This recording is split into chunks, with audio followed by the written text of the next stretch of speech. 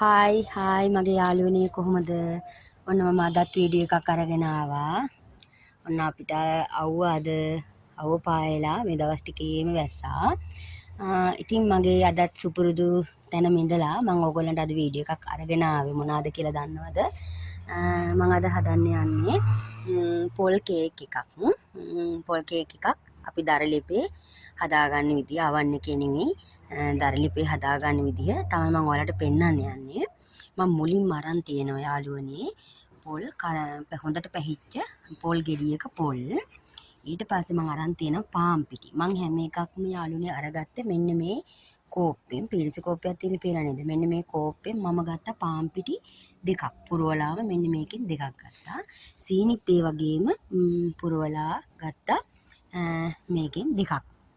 ඊට පස්සේ අරන් තියෙනවා මම මේ හොඳට ඇට අයින් කරගෙන මේ රට ඉඳි ග්‍රෑම් 100ක් මෙතන තියෙන රට ඉඳි. ඒකට මම යාළුවනේ රට ඉඳි ටික සුද්ධ කරගෙන මම පාන් පිටි වලින් පොඩ්ඩක් කවලම් කරගත්තා. නැතිනම් මේ අපි කේක් එක හදද්දි කේක් එකට දාලා කවලම් කරලා ඔක්කොම කරපුවාම අඩියට බහැලා තියෙනවා මේ රට ඉඳි ටික. එතන පාන් පිටි වලට කවලම් කරපුවාම ගුලියට ඒක හරියට මේ හිටිලා තියෙනවා. ඒ නිසා මම මේ ඒ විදිහට කරගෙන රටේ ඉඳි ටික අරන් තියෙනවා. ඉතින් මෙතන සූදුරු තියෙනවා. තලාගෙන එනසල් යට 3ක් විතර තියෙනවා. මෙතන තියෙනවා බිත්තර 3ක්. මේක හොඳට මේ මික්ස් කර ගන්න ඕනි. ඊට පස්සේ මම බේකින් පවුඩර් අරන් තියෙනවා. මේකෙන් එකමාරක් වගේ දා ගන්නවා. අපි ඉතින් හදාගමු කොහොමද හදාගන්නේ කියලා බලමු.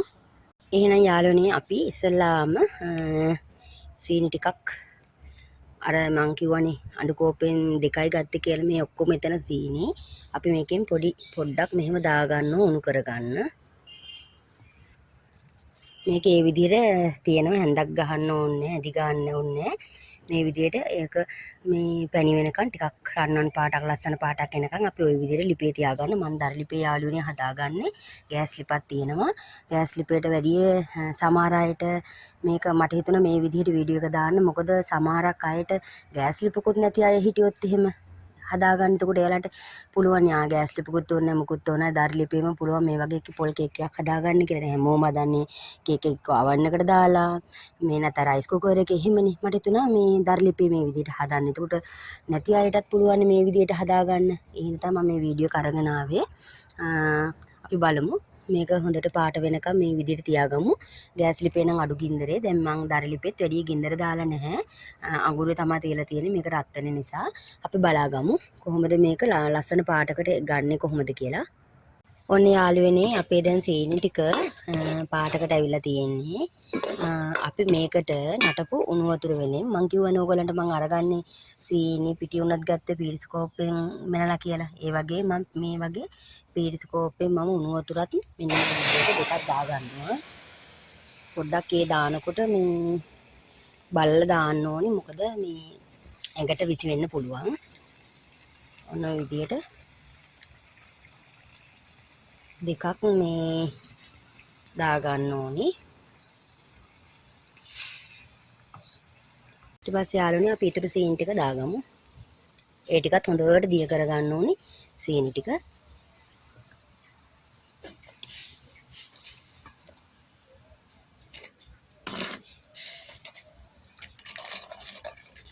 මෙන්න මේ වගේ පාටයකින් ඉන්නකම් මේ කර ගන්න ඕනි.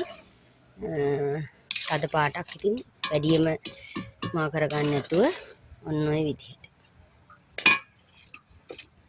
මම ඉතින් දර ලිපේ හදාගන්න ඉතින් එක වෙලාවකට ගින්දර වැඩිත් වෙනවා. ඒක කරගන්නකොට ගොඩක් පරිස්සමෙන් කරගන්න ඕනේ. දර ලිපේ නම් ගෑස් එකේ නම් අපිට අඩු වැඩි කරගන්න පුළුවන් නේ. දැන් මේකේ හොඳට සීනි ටික දිය වෙනකම් කවලම් කරගමු.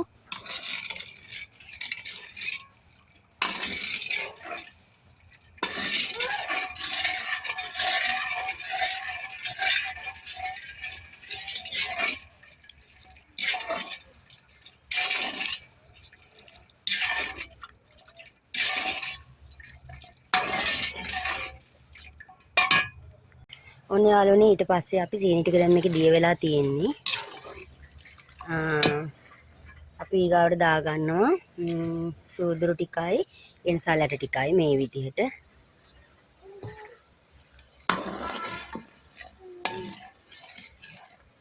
ඊට පස්සේ පොල් ටික දාගන්නවා.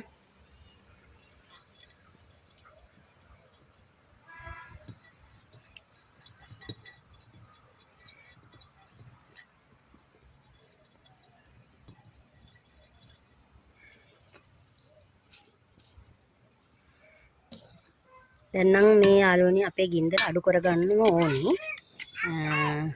පොඩ්ඩක් ගින්දර මේ විදිහට ඇදගෙන මේක මොකද මේක තියෙන්න ඕනේ මෙන්න මේ විදිහේ යාළුවනේ වැක්කිරෙන විදිහට තියෙන්න ඕනේ. මේක මොකද මේකට තමයි අපි දැන් පිටි එකක් දාගන්නේ. ඒ නිසා ඊට පස්සේ යාළුවනේ මම මේකට දාගන්නවා බිත්තර ටිකක්. පාන් පිටි ටිකක් දාලා තමයි රටින්දියක අවසානට දාගන්නේ. මම ඔයාලට මුලින් මේ ටික පෙන්නුවනේ. මම ඒ ටිකක් දාලා මම වීඩියෝ එක පෙන්නන්නම්කෝ. ඔන්න යාළුවනේ මම බිත්තර තුනත් හොඳට විශ් කරගෙන මම මේකට දාගත්තා. පොල් පැණියකට හොඳට දැන් ඒක හොඳට කවලම් කරපුවාම බේකින් සෝඩා වලින් මේ වගේ ඇඳි එකමාරක් වගේ වෙන්න ඔන්න දාගත්තා. ඊට පස්සේ ලුණු මේ වගේ තේ හැඳකින් තේ හැඳි භාගයක් වගේ වෙන්න ලුණු දාගන්නවා. දැන් අපි ඉතින් මේ ටික හොඳට කවලම් කරගෙන මේ විදිහට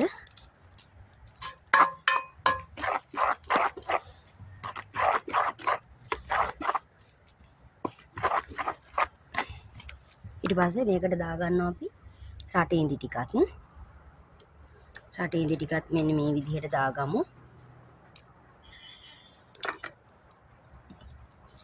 මෙන්න මේ විදිහට දාලා හොඳට රටේන්දි එකයි මේ ඔක්කොටම හොඳට මික්ස් කරගන්න ඕනි.